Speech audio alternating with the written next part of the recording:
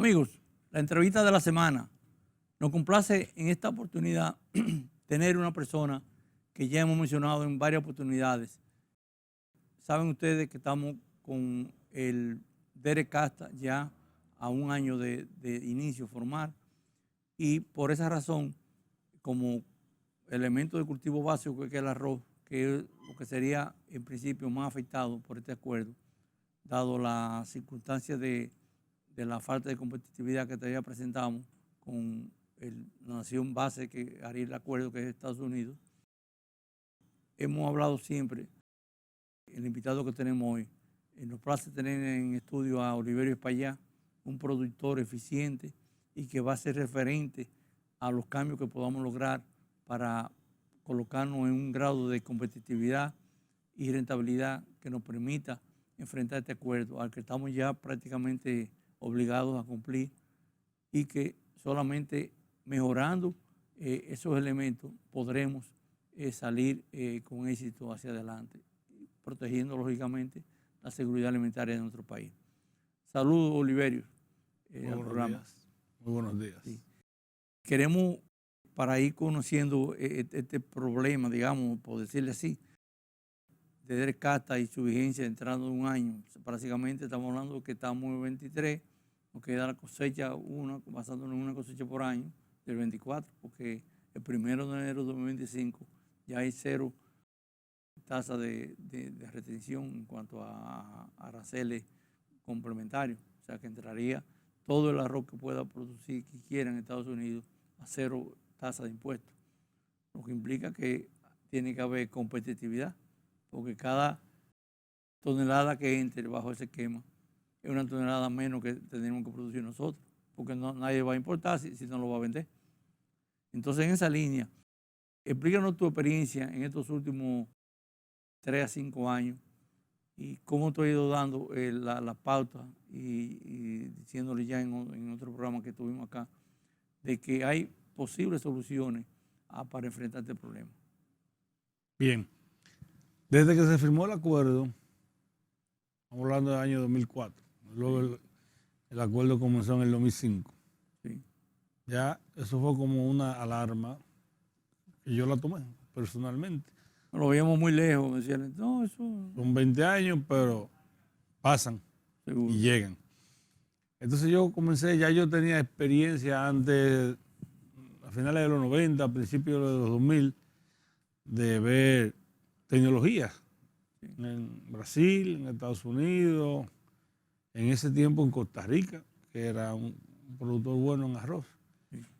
Y siempre viendo qué se hacía allá que podíamos adaptar aquí. Sí.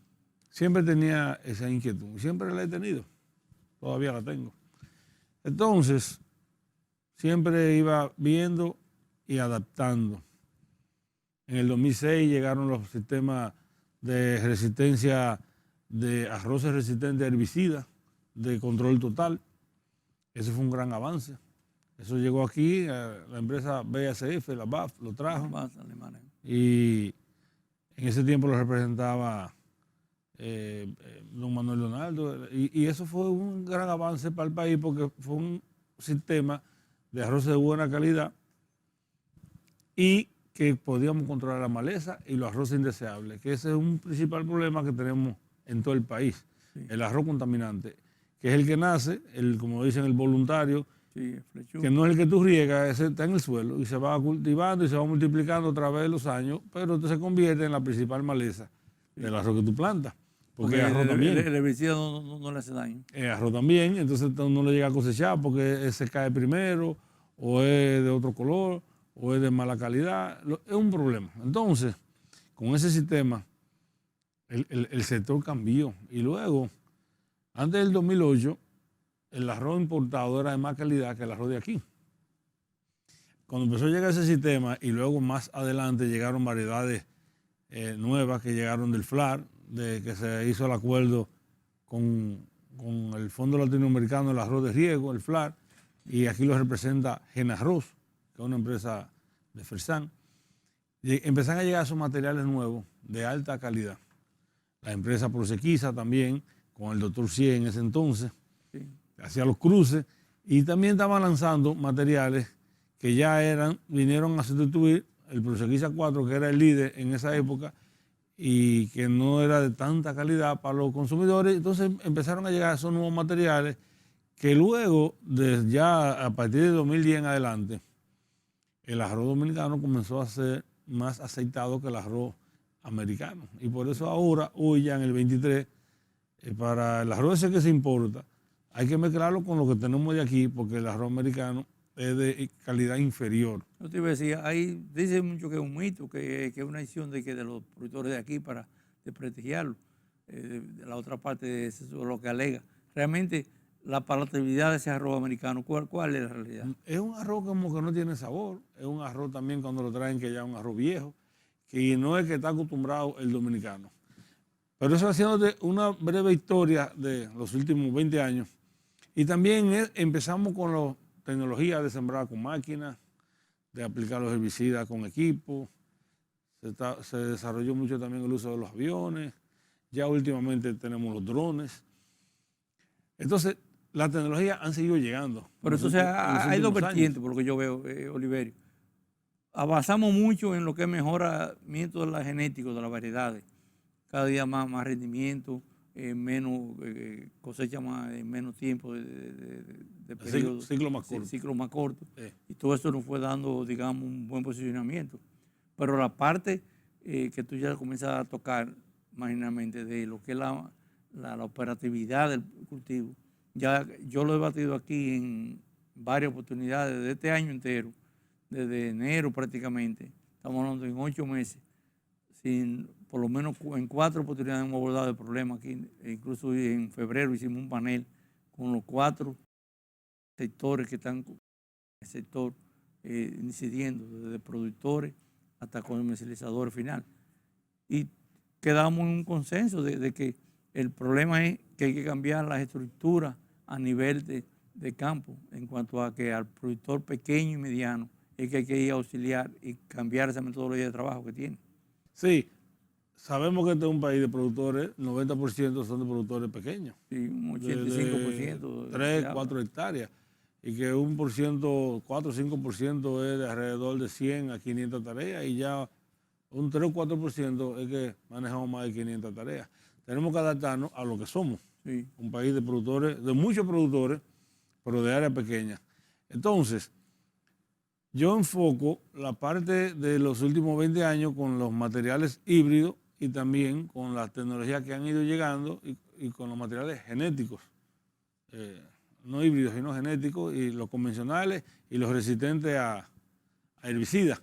Entonces... Pero ese cambio de tú comenzar a mecanizar prácticamente el cultivo, porque la meta sería esa, yo te digo, porque si no me equivoco, es mecanizar el cultivo a un punto en que desde la siembra, desde la preparación del terreno hasta el empaque y la cosecha, todo sea mecanizado y que no haya el mínimo mano de obra, ya nada más puntual necesaria para llevar ese producto al estante del supermercado. Sí, se puede, y ese es el objetivo. E incluso ya yo lo estoy haciendo.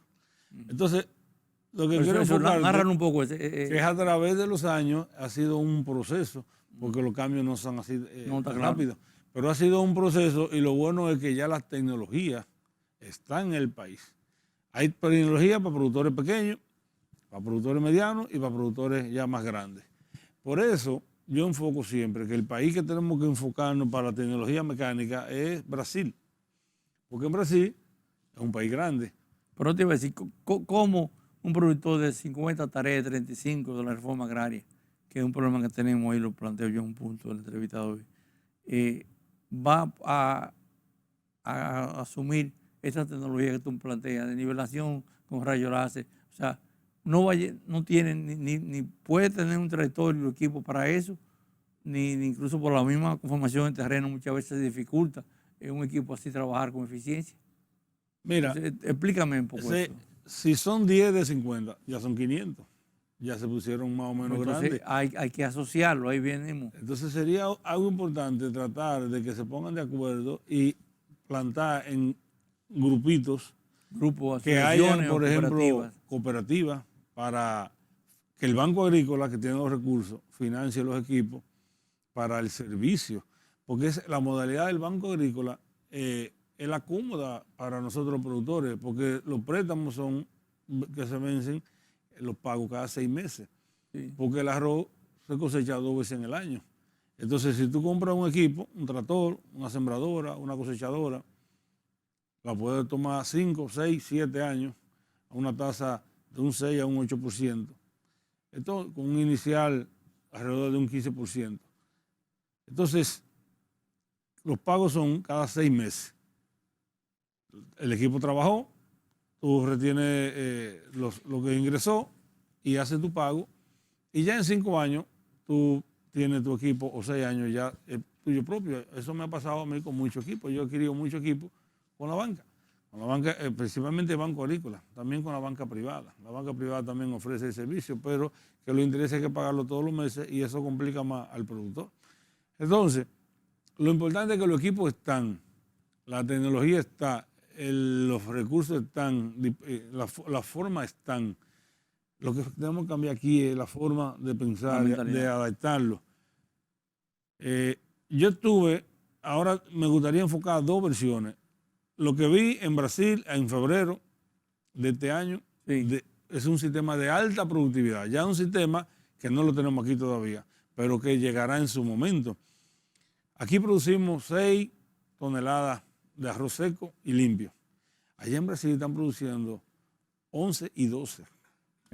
Yo fui a fincas de 5.000 hectáreas, de 7.000 hectáreas, que los productores estaban esperando 12 toneladas y que van a seguir trabajando, especialmente la compañía BAF, que está allá con esos materiales híbridos, ya son materiales híbridos, y nos invitaron a un grupo de 4 productores a Brasil, lo vimos, fuimos a una feria que en la parte del sur, que ellos plantan 2 millones de hectáreas, tanto de arroz como de maíz y de soya, ellos las rotan, los 3 cultivos totalmente mecanizados.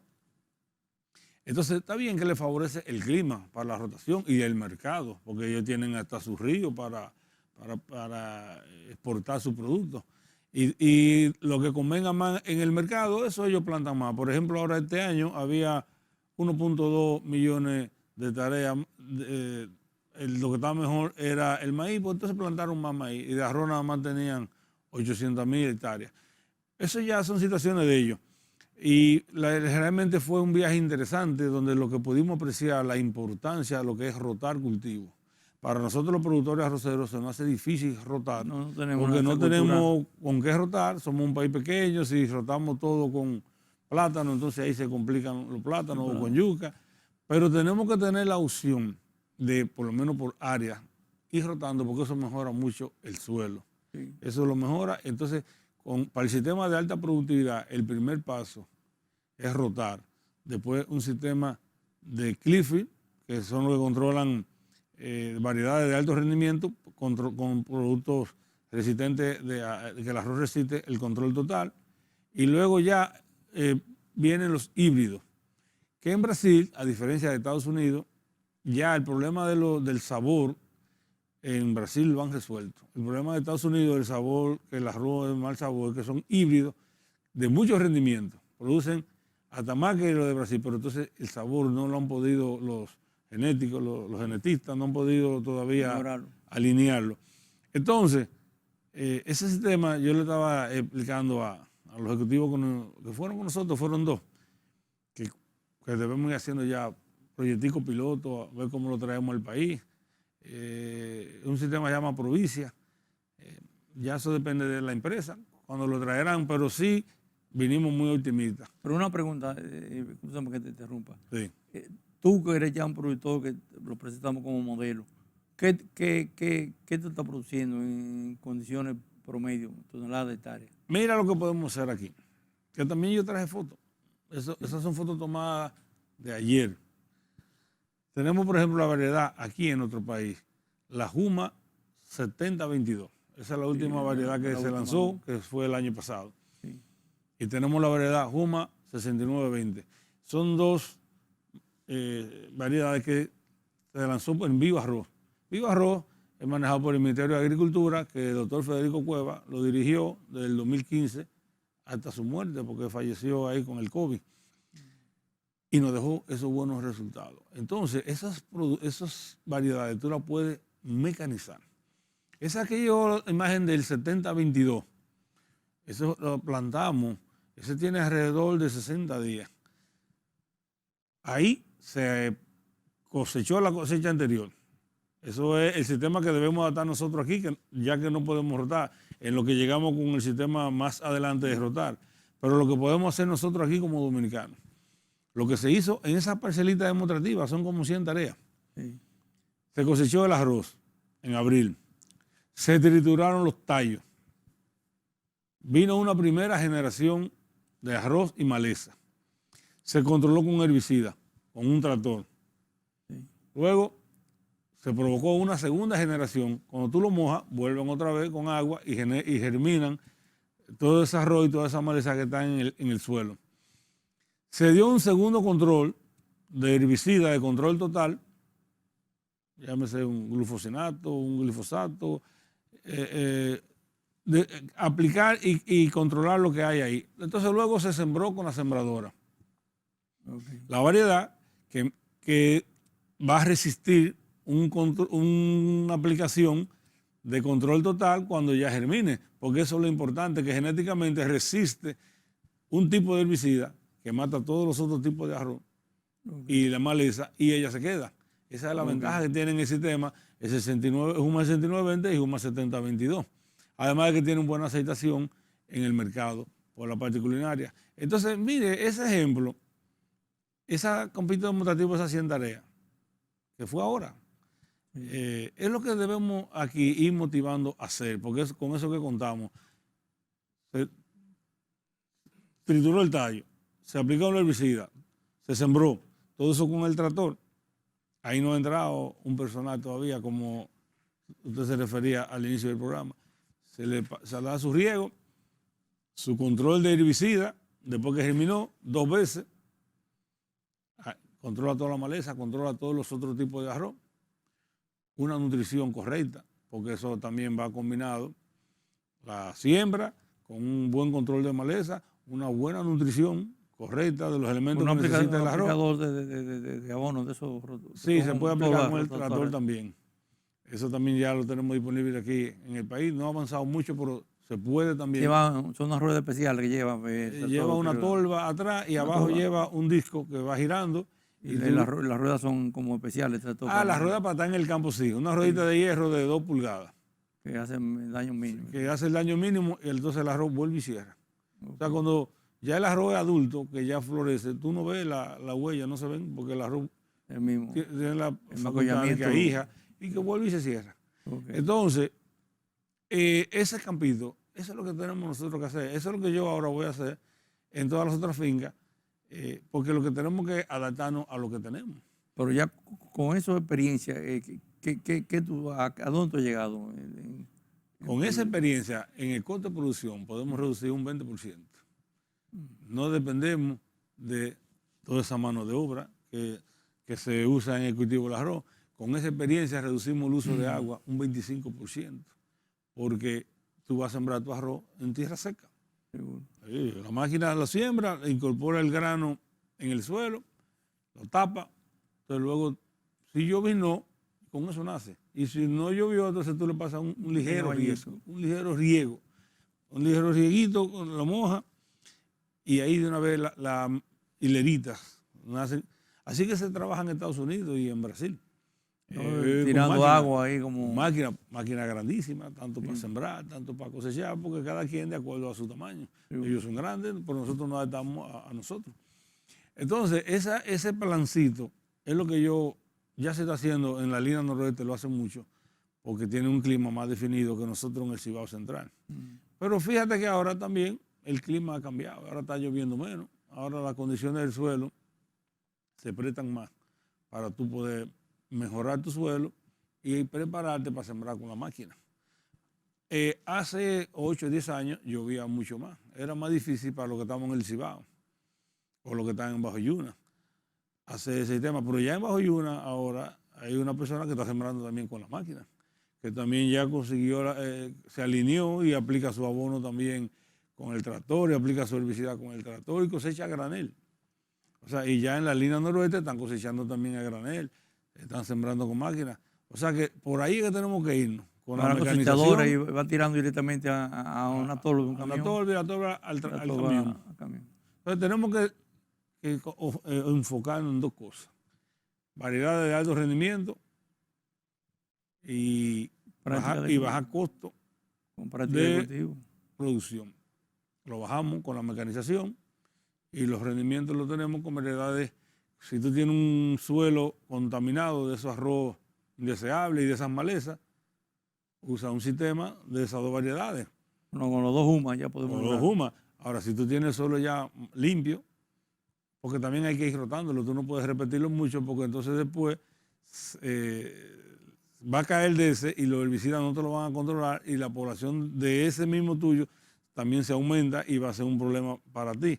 Entonces hay que ir rotando un sistema, un huma con el otro y con variedades convencionales como las que tenemos, se llaman quisqueya, jaragua, hay muchas en lucero que tenemos y están saliendo variedades nuevas de genarroz, sabina, o sea, hay un buen abanico de materiales en el campo.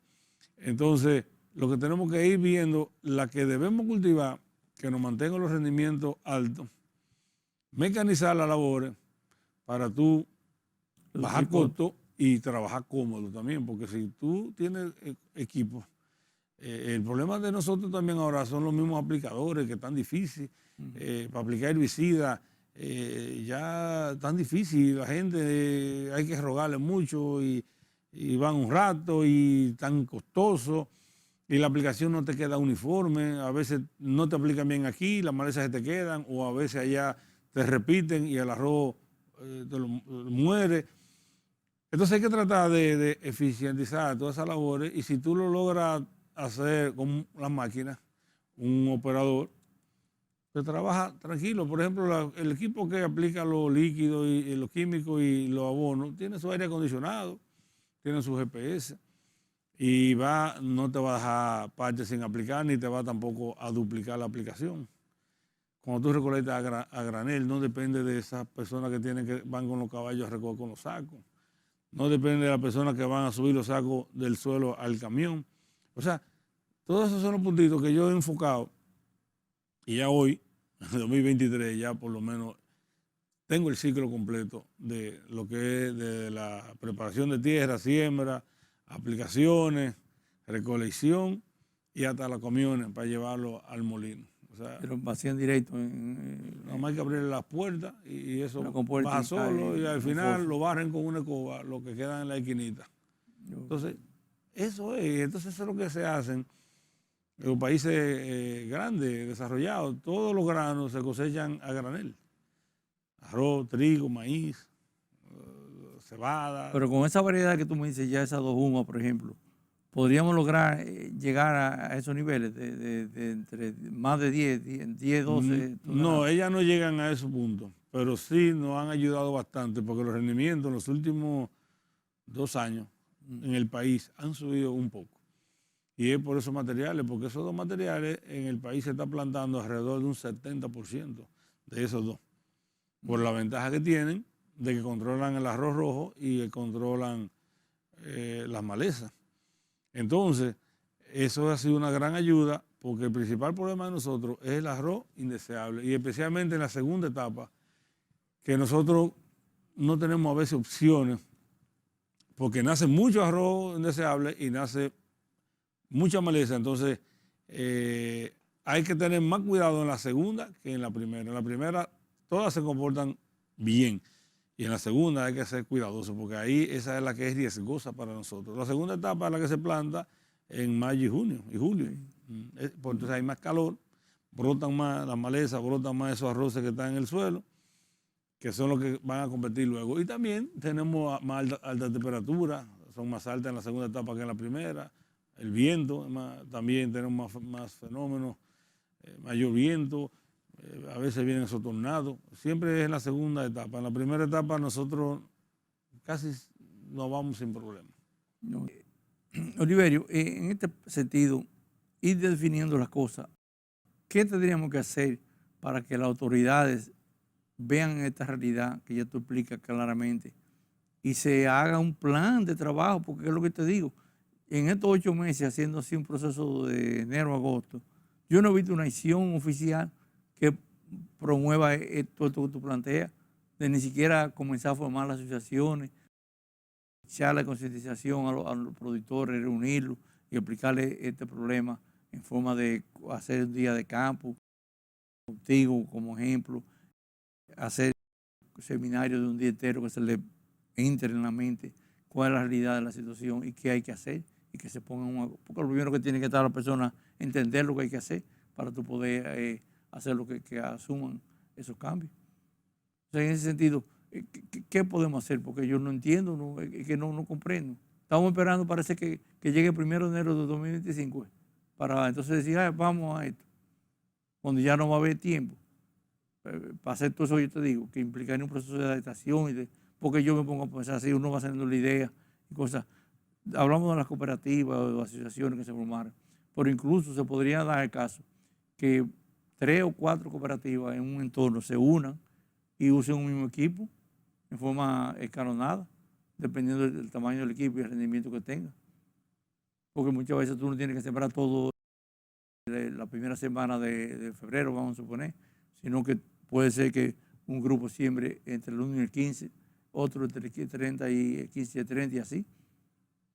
Y un mismo equipo quizá podría dar para 3 o 4 grupos y sería un costo menor. Hay que comenzar por un punto. Sí, lo primero es la decisión. Pero fíjate, el presidente ha estado muy activo con el sector arroz desde que llegó. Incluso a todo el sector nos sorprendió cuando los fertilizantes triplican su precio en el año 21. Sí. Y una decisión muy sabia del presidente fue apoyar o subsidiar, dar un apoyo al costo de los fertilizantes, que eso permitió que por lo menos de 1.600, 1.700 pesos que costaba un quintal de fertilizantes antes de esa salsa, iba a llegar a 3.800 a 4.000. Ahí yo mismo dije, ¿y cómo uno va a pagar 4.000? Porque entonces ahí ya se nos está comiendo la rentabilidad. Porque el cultivo del arroz usa un quintal por tarea. En la zona del Cibao, en la línea noroeste usa 1.2, 1.3. Entonces, una gran decisión del presidente fue apoyar. Y más de 5.000 millones de pesos se invirtieron en eso. Y eso alivió el sector y eso no aguantó. Sí. Después el presidente aportó 100 pesos por fanega a cada productor el año pasado. Nos dieron en las 2 etapas. Eso también es otro apoyo. El uso de semillas certificadas, que también se estimuló que cada quintal que tú comprabas te dan 325 pesos por cada quintal. Eso nunca se había visto, esos apoyos así directos al productor. Y eso ha ayudado bastante a la misma situación que tenemos ahora con los precios. Pero también hemos visto ahora recientemente que el arroz en Estados Unidos ha incrementado su precio, que la India paró sus exportaciones y que cada país está cuidando su arroz, su comida de su pueblo. Entonces el presidente de nosotros también ha entendido que la seguridad alimentaria es lo primero y por eso, siendo el arroz el cultivo más principal y como es con los dominicanos que sabemos que es el principal plato, ha estado muy atento y si usted se fija, hasta en la asamblea en febrero, el único producto que mencionó y se refirió fue el arroz en el tema del CAFTA, que van a hacer lo que hayan que hacer. Sí. Entonces nosotros productores nos sentimos confiados en que, por ejemplo, ahora, si pero tú importas... más subsidio, porque el gobierno no creo que pueda aguantar otra vez 5.000 millones. No, porque ya los fertilizantes también han bajado, se han normalizado. Bueno, ya por el asunto internacional ha bajado un poco. Incluso si usted ahora importa arroz de Estados Unidos, ahora, mira, yo voy a traer 1.000 toneladas y la trae. Eso no es negocio porque ahora está allá tan caro como aquí. Incluso, y entonces también de menos calidad. O sea que ahora mismo, fíjese cómo el mundo ha cambiado y por qué los presidentes están pendientes a su producción. Y en el caso aquí de nosotros, el presidente ha estado pendiente en este tema que estamos hablando del arroz, porque aquí en este país lo que tenemos que hablar es de arroz, plátano, yuca, pollo, huevo, leche y habichuela. Esos son los cultivos, los ejes básicos de este país. Entonces, porque eso es lo que comemos los dominicanos, básicamente. Entonces, han sido decisiones muy bien tomadas, está pendiente. Y si pasa ya en el 25, como usted está tocando ahora, que ya se abrió, y hay que tomar alguna decisión, hay una comisión de ministros que se han reunido ya 10 veces. 5 entidades ahí, sí. Buscando alternativas de qué puede pasar. Entonces yo por eso digo que yo estoy tranquilo, porque si vuelve y el precio baja en Estados Unidos y hay que hacer algo aquí internamente, lo hará el gobierno, porque el sector productor hay que defenderlo. Porque este país, especialmente por la parte alimenticia que es el arroz, por la parte social, porque más de 250,000 empleos, dependemos del arroz. 300,000 personas dependen. La parte política, el arroz está en 21 provincias. Y de esas 21, en 8 es su eje de su economía. Entonces también tiene un costo político. Si tiene problemas el arroz, va a tener problemas también quien esté liderando en ese momento. Entonces, es un cultivo demasiado estratégico para el país, por todo lo que involucra. Lo social, lo alimenticio, lo económico, más de 600 millones de dólares se mueven todos los años. Y si no lo estuviéramos produciendo aquí, entonces habría que buscar esos dólares e importar el arroz, porque hay que buscarle el arroz al pueblo. Entonces, esos son los detalles que yo entiendo que por eso, muy sabiamente, mira cómo se ha mantenido el sector desde el 99 que se inició el programa de pignoración. Sí. El sector arrocero ha estado normal, tranquilo. Estable, sí. Ha subido ligeramente los precios en los últimos años porque han subido muy alto los costos. Sí. Pero simplemente, si usted ve, todavía el arroz sigue siendo un alimento a un muy buen precio. Sí. Con que usted una libra le cuesta 32, 33 pesos y comen 3 personas. Sí. Eso es lo más barato que usted puede conseguir ahora mismo, comparándolo con los demás. Con 50 pesos come una familia. Arroz, y usted le pone un huevo al lado y ya te comió. Y es buenísimo, el arroz blanco con huevo. Le encanta casi a todos los dominicanos. Entonces, esas son las cosas que hay que tomar en cuenta. Y eso, por eso, nosotros lo hemos comentado en reuniones de productores, que caramba, que el presidente ha sido muy identificado con nosotros. Y lo agradecemos eso, que tenemos un presidente que está atento al sector. Y nosotros, ¿qué es lo que queremos? Trabajar tranquilo y trabajar seguro y mantener nuestra rentabilidad. Y para los equipos, don Fernando Durán también me ha comentado que él quiere ver ya que se recolecte a granel y que se siembre. El Banco Agrícola también está en disposición y con los recursos para apoyar la mecanización. Los equipos están, la tecnología está. Lo que tenemos es que despertarla más de lo que va, pero está ya y está se está moviendo en todo el país. O sea que no estamos mal. ¿No? Sí. No, lo que tenemos es que acelerar un poquito la parte de la recolección, la parte de la mecanización y seguir con la investigación en Viva Arroz. Sí. El ministro que siga apoyando a Viva Arroz, sí. Porque de ahí que sale la parte genética. Sí. Esa es la combinación, la genética por los altos rendimientos y los equipos. Bueno, entonces ese temor que aparentemente se genera muchas veces de que va a venir un aluvión de arroz de Estados Unidos, sería factible, posible, si seguimos con este paso o lograríamos estar preparados en 25 para ya enfrentar la situación. Bueno, que yo lo veo, no sé, tan... Hoy mismo no pensamos así de ese aluvión, porque hoy el arroz, como le dije, este mismo año ha subido bastante en los Estados Unidos. O sea, que para ellos no es competitivo vender aquí. No, ni para el que está aquí traerlo de allá tampoco. Porque no, entonces, claro. Aquí lo tenemos a mejor precio y de más calidad. Hoy, yo digo hoy, no sé, pero también pienso que si cualquier situación cambia, también las autoridades, a través de la Comisión Nacional Arrocera, que siempre nos reunimos con el ministro, cualquier informe se lo pasa al presidente.